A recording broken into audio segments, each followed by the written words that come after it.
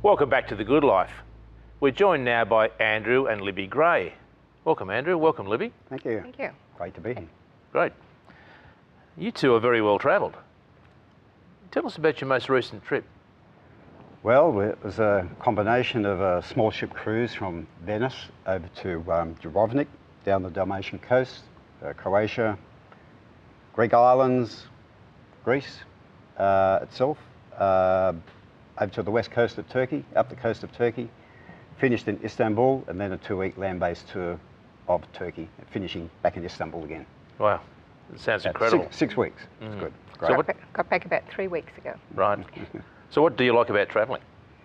We just love the experience of getting away, seeing all the wonderful sights, meeting people, eating different food. And appreciating different cultures. Yeah, different cultures. So you've obviously travelled a lot. So how extensively, I mean, like how far have you been, or how many countries have you visited, do you know? Well, yes, we've been to 7 continents, plus the Arctic. How many countries, we haven't added it all up, but quite a few dozen. Right. And quite a few more to go. So do you have a favourite? Oh, it's really hard. How do you compare No. the chaos of India with the silence of Antarctica? But yeah, I love Africa.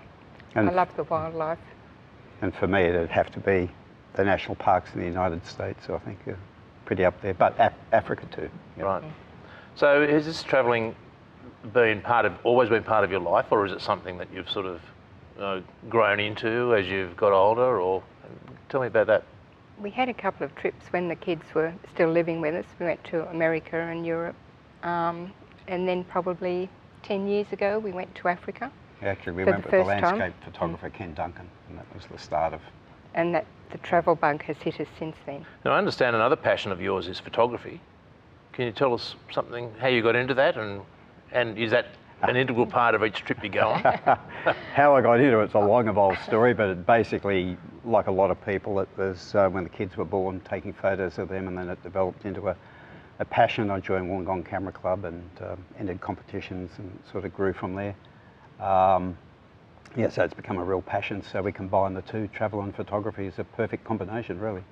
I suppose a lot of people are curious as to about tips for older travellers. So you travelled when you were younger, you're travelling now. What's the difference? Do you find that it's easier or more difficult? We still think we're 25. That's making a difference.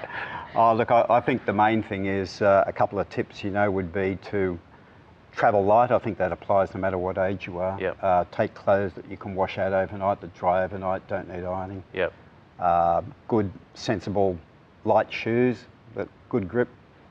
And I think it's pretty important too, don't you, to have a day pack. Be aware of where you are. Be aware of your surroundings and the culture. But in terms of actual travelling tip, I'd say a day pack that you can put water bottles in, or purses, or what else in that so you've got your hands free to grab hold of things. Travel doesn't come cheap, but do you think that it's more affordable today than it ever has been? Oh, definitely. I mean, airfares for a start are so much cheaper now, and really a lot of the good travel packages are pretty good. For example, we couldn't believe how cheap the Insight tour was at Turkey. It was a 2-week land-based tour. I think it was $2,400 each. Yep. And that was everything. I mean, I don't know how they did it for that, actually. Yeah. So, yes, it is more affordable, for sure.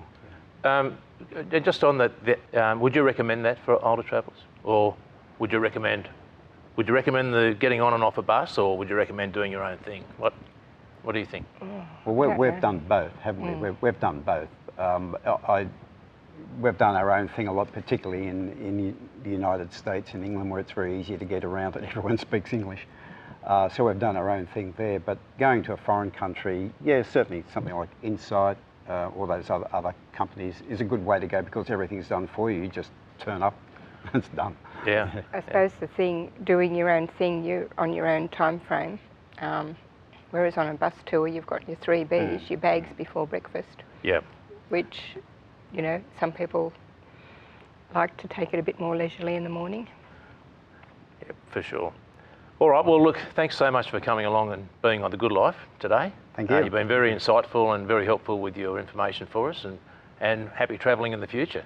Thank you very kindly. much. Thanks so much for being on the show. Thank you.